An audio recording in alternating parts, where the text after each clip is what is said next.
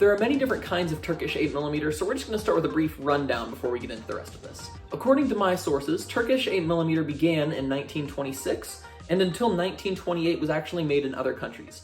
These include Norway, Belgium, and Austria. However, beginning in 1928, Turkey began manufacturing its own ammo. The first plant where they began manufacturing this ammo, and I apologize for my Turkish, was Türkiye Cumhuriyeti. This plant manufactured ammo until 1951, and it's the samples that we have today. However, if you happen to have ammo that was made either before 1928 or after 1951, please let me know, and maybe we can work something out so that I can test that too. After that, it was manufactured in the factory that is initialed MKE. So before 1951, if you find actually Turkish-produced ammo, it will be marked differently than ammo after 1951. And before 1928, it will be marked from foreign countries. So this video will be a two-parter because although I have enough information right now to tell you about shooting this ammo, I want to do some more research before I say the reason why this ammo shoots hotter. We'll talk about the two prevailing reasons later on. Let's get into the rest of the review though.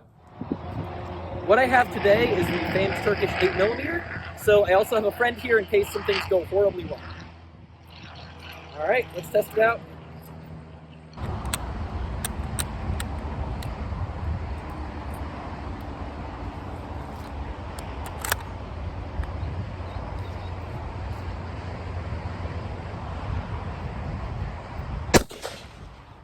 $29.19.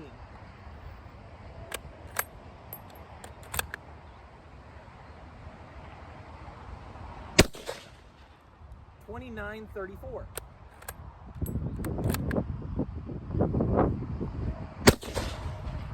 $29.14.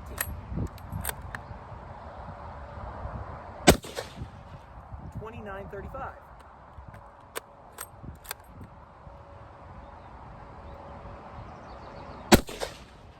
$29.14.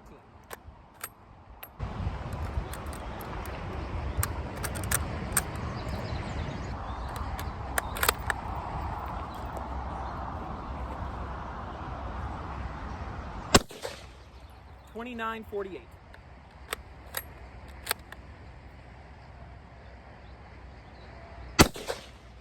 $29.66.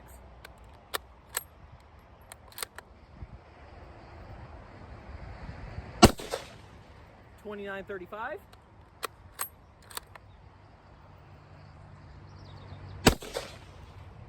$29.26.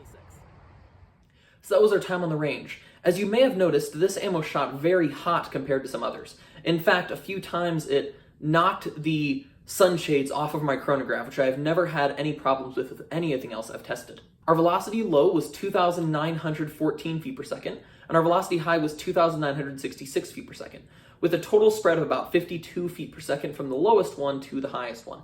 And that is pretty good compared to some of our other ammos that we've tested so far in this series. However, the average was 2,932.3 feet per second, and that is about 160 feet per second higher than any of the other ammo we've tested so far. The next highest was the Canadian ammo, and I want to be clear, I'm talking all of this in this ammo's weight class, which is about light ball, anywhere from 1953 to 1955-6 grains.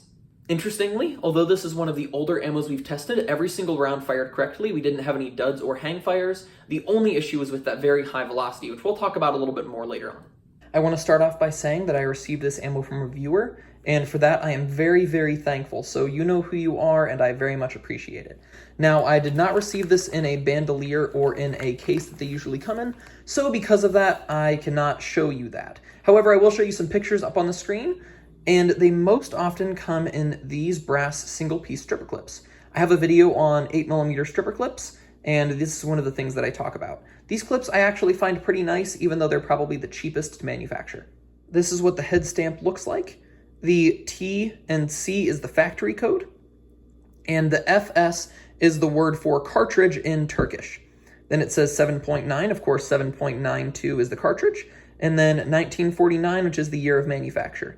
These most often come with this black sealant, however, you may find some other colors. And this, which looks like one of those Czech symbols with the circle and the X through it, is actually a crescent with a star, which is the seal of Turkey. While I have you zoomed in on some rounds, I would like to show you what the backs of these cases looks like that I fired. These two over here, you cannot see cratering. This one you can see just a little bit right there. But this one, you can see it very, very clearly that cratering was an issue. Cratering is a sign of overpressure, and you should always pay attention to your primers when you're testing out new surplus ammos. I don't often mention the primer because in most cases, it doesn't do this. I measured 9 bullets. The bullet weight low was 153 grains, and the bullet weight high was 154.6 grains. This leads to a total spread of 1.6 grains from the lowest one to the highest one, and this is somewhat of a larger spread compared to some other rounds we've tested. The average was 153.9 grains, and that is just a little bit lower than some of the other light ball ammos. Is that half a grain to 1 grain enough to actually make a difference? Personally, I don't think so. Here's what these bullets look like. In case you can't see, they are a silver color as opposed to a copper or a brass color. And from the back of the pocket, you can see that there is lead on the inside, like there should be. I don't know if those little marks in there were made while I was using my inertial bullet puller and the powder was hitting the back of the lead in there. Lead is very, very soft, or if that is just due to how these bullets were manufactured. I should also mention that the crimp going around the bullet is just a solid line all the way around, and that the bullets are hollow and not a boat tail. Now let's talk about the powder, and this is where things start to get kind of interesting. The powder weight low was 47.2 grains, and the powder weight high was 48.2 grains, for a total spread of 1 grain from the lowest to the highest. That's not that unusual. However, the average is 47.6 grains, which is a little bit more powder than some of the other ammos we've tested. I have a chart that I'll show you. This is what the powder looks like. As you can see, it's just normal flakes like we've seen before. One of the most common ideas behind why this ammo shoots at such a high velocity is because the powder has broken down over time due to heat or other improper storage. You can't tell this visually by looking at it. Here's a little graph I made of the light ball ammos that I've shot so far, comparing the velocities in feet per second to the weight of powder in grains. And as you can see, we have here the Chinese ammo from factory 451, and 791 all the way over here. Romanian ammo, Canadian ammo, and Turkish ammo. And I know this is incomplete at this point because I have some ammos that I've fired, but I don't have videos on yet, and I have not had proper opportunities to pull the rounds apart. But in general, if you throw out this one, you can see that the more powder you have between the Canadian and the Turkish ammo, the higher the velocity gets. So is it possible that this ammo was manufactured to be so hot? Personally, I don't necessarily think so, because this ammo can be damaging to certain firearms, and I think that would be a very poor manufacturing idea for the Turkish. But this trends in that direction right now. Obviously, we don't have enough data pieces to really prove it. This is why I'm really excited to get you another video on this topic down the road. So let's wrap all of this together. First things first, you probably know this, you should definitely not shoot this ammo in anything but a bolt action 98 action. So that means you shouldn't shoot this in semi-autos or full auto rifles.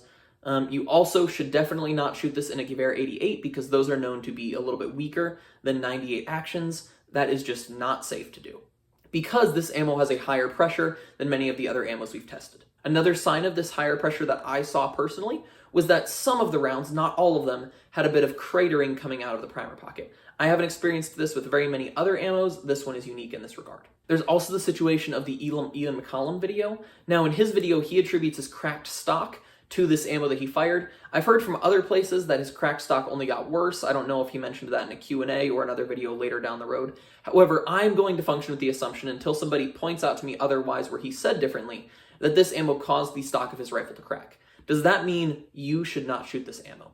Well, ultimately that is up to you. You should not shoot this ammo in semi-autos, full autos, and Gewehr 88s, but you can choose to shoot this ammo in certain bolt-action rifles. That is entirely up to you. Personally, I will not be shooting much more of this ammo. I'm just going to shoot what I have and other ammos from Turkey if people send them to me to test. Or if I find them for a good price and I decide to test those as well. As for the two reasons why this ammo shoots at a higher velocity, there are two prevailing reasons. The first one is that this ammo was stored in not good conditions, and for whatever reason, whereas other ammos stored in not good conditions, the primers went bad, for this ammo the powder went bad. I don't really know enough about these things to know why that is, but if I had to guess, I would say that the high heat in Turkey possibly broke down the powder over time, and rather than it breaking down the primer through something like moisture, the dry climate broke down the powder due to heat. The other common thing that people cite is that this ammo was made to mimic German 8mm.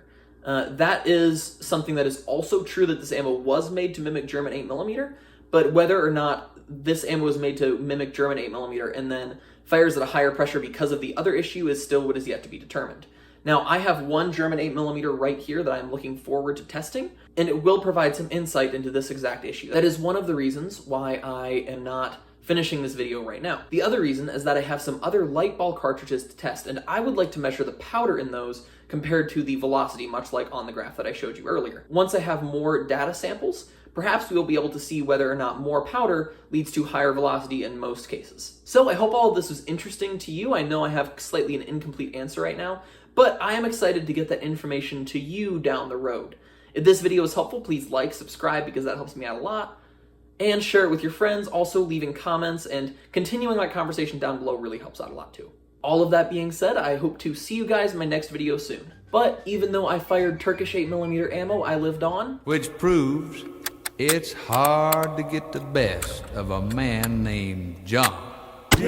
John.